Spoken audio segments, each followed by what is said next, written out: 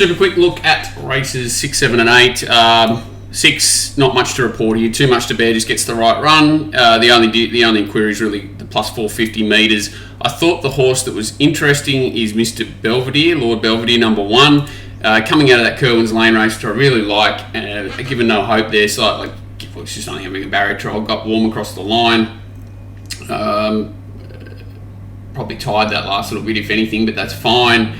Considering it was first up, jumps from 1550 to 2000, which I don't see as a big issue. It had never had a run short of a mile prior to that, and that was a long time before. Blinkers go straight back on here. Can see it improving significantly at 20 to 1, and I thought Too Much to Bear is just extremely well placed. So it goes 14, 1550 straight to 2000. Bit of a worry, but it just finds a race where it looks like the Waller runners should control the tempo completely. It should lead. So Wicked can lead if they want to, but it should lead. So Wicked should sit off at run cover, and Too Much to Bear should be desperately hard to beat with the senior jockey going back aboard here, which looks important. Just a pretty bit of a funny ride last start. Can't see anything really with a turn of foot that can then worry Too Much to Bear up to this distance if it controls the tempo late in the race. Lord Belvedere, probably the class horse, I thought was the value and the one that I could just have something on. But it looks like a bit of a multi-horse Too Much to Bear if you can trust the Waller camp. Race 7 I thought was very, very difficult. Superior Witness should give them something to chase. Selena Dreaming is the query runner. 2 really quiet trials, 252-day break, bandages on. But the stable's very tricky, so who knows, they may be just looking for an angle. Shadow Crush, the horse I want to find in a race. Is it this race? I'm not entirely sure, and we're not getting any great odds to back it, but it is the one that's well set up in the race, ready to do its best, which a lot of them really aren't, and it should be a truly run affair, so it's probably best if you are ready to go well here. Horses like Nicole Beagle, Asamu, Broken Arrows, Lancaster Bomber, there's not much between them, so it's a bit of a nothing race for me because I couldn't find any value to take advantage of around Selena Dreaming, and I can't trust it. So race 7 no good. Race 8 is a race I'm interested in. This horse, Purple Sector, its first up run was huge behind Oscar Zulu and those horses. All that form's held up really quite well. Horses back in the rack winning races, which is a good sign. Big Boy Roy and Prime Candidate, so that's the first up run. Second up run, we saw Big Boy Roy come out and destroy them up on the Gold Coast the other day out of this race, and this horse sat outside, I think, Big Boy Roy.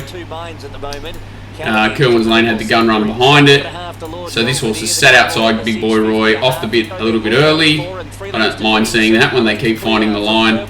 This bloke just keeps finding the line, puts Big Boy Roy away late, and he's strong to the line. Kerwin's is just stronger and got a better turn of foot. Big gap behind, that's Lord Belvedere on the outside, that's running in the earlier race, the one I like at odds. So I thought Purple Sector, if it just gets that midfield trail and works into the race here, would be possibly too strong for a bunch of horses that aren't that well set up, and he's probably got a bit of class on him too. I just really like that Kerwin's Lane form at the moment. It seems to be travelling everywhere and holding up. So Through the Cracks was huge first up, no doubt about that. What was it, second fast last 600, third fast last 800 of the night, and Through the Line was strong too for the fifth fast last 200. So just maintained that sprint, which is not easy to do off a 391-day break. 2 trials into that, okay, but now it has to jump to 1400, has to jump in grade slightly, not a lot, but just a different setup. So it's got to go to Randwick 1400 and maintain a sprint from probably last again. Down in the weights is good, but have to be around it, I would imagine.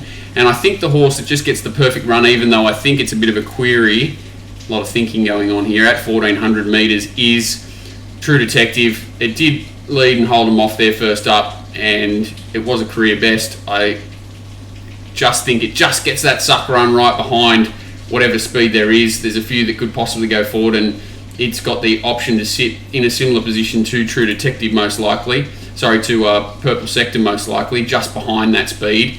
And I just think he's probably got a little bit of upside. Drops in the weights a touch, and he's 10-1. So I thought he was, if you're going to save in the race, the one to save on rather than probably Through the Cracks, which is too short and going to be in a much more negative position.